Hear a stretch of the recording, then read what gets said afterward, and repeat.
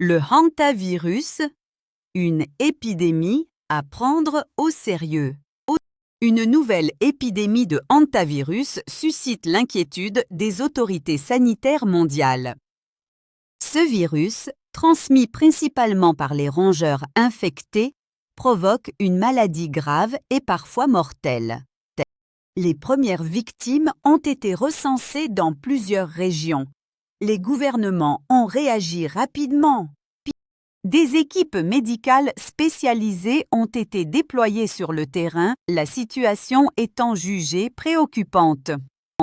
Les épidémiologistes analysent les données pour identifier les zones les plus touchées et comprendre la propagation. Le virus ne se transmet pas entre êtres humains, ce qui limite les risques d'une pandémie mondiale. Néanmoins, la vigilance reste de mise et la prévention, une priorité absolue.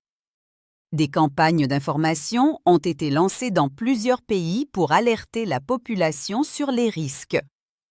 La transmission du hantavirus s'effectue principalement par inhalation de particules contaminées. Les excréments, l'urine et la salive des rongeurs infectés sont les principales sources de contamination.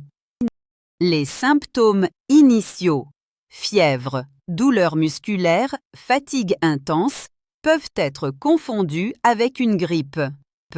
Mais sans traitement rapide, la maladie évolue vers une insuffisance respiratoire sévère, parfois fatale. Il n'existe à ce jour aucun vaccin ni antiviral spécifique validé contre le hantavirus. La prise en charge repose sur des soins intensifs visant à soutenir les fonctions vitales des patients.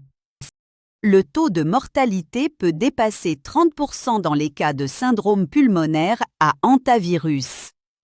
C'est pourquoi une hospitalisation précoce est absolument indispensable. Face à cette menace, chaque individu peut agir à son niveau pour se protéger. Il est impératif d'éviter tout contact direct avec les rongeurs, leurs excréments ou les zones qu'ils fréquentent. Lors du nettoyage de greniers, garages ou caves, portez impérativement un masque et des gants. Aérez soigneusement tout espace fermé pendant au moins 30 minutes avant d'y pénétrer. Signalez toute présence de rongeurs aux services compétents et faites procéder à une dératisation professionnelle. Consultez un médecin sans attendre si vous présentez des symptômes évocateurs après une exposition potentielle. La rapidité de la prise en charge médicale est souvent la clé de la survie. Ensemble, une information large et une vigilance partagée nous permettront de traverser cette épreuve.